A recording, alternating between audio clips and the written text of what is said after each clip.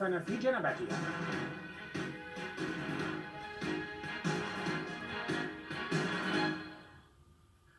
لمدينة النجف أهمية سياسية بالغة لدى الشيعة، وهذه الأهمية وثيقة الصلة بكونها مركزا للدراسات الدينية، بين أن ارتباط الشيعة بهذه المدينة التي تأسست عام 1002 على عهد عضد الدولة البويهي حول مرقد الإمام علي بن أبي طالب يعود أيضا لأسباب أخرى، منها إرسال جثامين المتوفين من الشيعة في مختلف البلدان والمناطق للدفن في مقبرة السلام الفسيحة الأرجاء.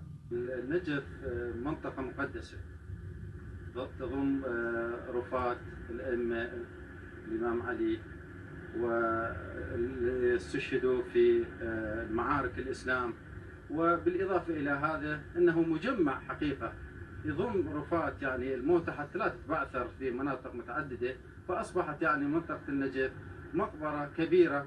بمقبرة السلام 8 بوابات رئيسية، ويقال إنها أكبر مقبرة في العالم، ولا تثني الحرارة المفرطة ولا المسافات البعيدة الشيعة عن زيارة المقبرة لدفن موتاهم. باقي البلدان الجعفرية يعني مثلا بنغلاديش، أفغانستان، الهند، هاي باقي المتمكن عندهم يجي يدفن بالمقبرة مالت النجف، يعني هاي الشغلات. فمقبرة النجف يعني مجمع كامل للجعفرية. ففي أواخر العهد العثماني كان عدد الجنائز التي تنقل سنويا إلى النجف يصل إلى نحو 20,000 من داخل العراق، وأزيد من 5,000 من إيران المجاورة. وإذا كانت عملية نقل الجثامين معقدة بسبب بعد المسافات وعامل المناخ، فإنها بالمقابل مربحة، إذ كانت الدولة العثمانية تستحوذ على رسوم دفن موتى الشيعة، حتى أنها كانت تتعاقد مع وكلاء محليين يتوجهون إلى إيران لجمع الجنائز ونقلها إلى العتبات المقدسة. وقد استمرت عملية دفع رسوم دفن الموتى حتى على عهد النظام السابق. ويؤم الشيعة المقبرة أيضا لزيارة أضرحة من دفن بها من أنبياء، ففيها ضريح آدم سيد البشرية ونوح وهود وصالح.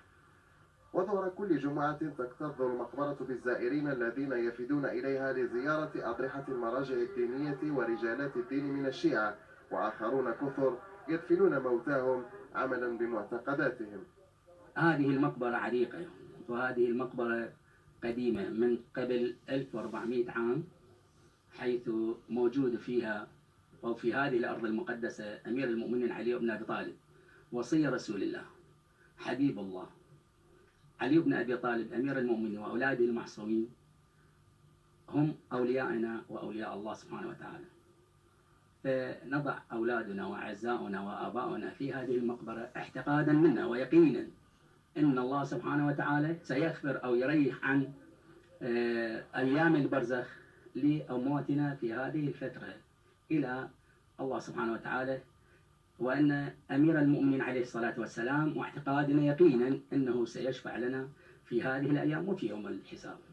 لما أنسى زينب إذ وقفت تضوي لصوت أخيها لم تلهي عن جمع العيال وحفظهم لفقد إخوتها. ما لي وقفت على القبور مسلما قبر الحبيب فلم يرد جوابي. قال الحبيب فكيف لي بجوابكم وأنا رهين جنادل وتراب. فعليكم مني السلام، تقطعت مني ومنكم خلة الأحباب. لبرنامج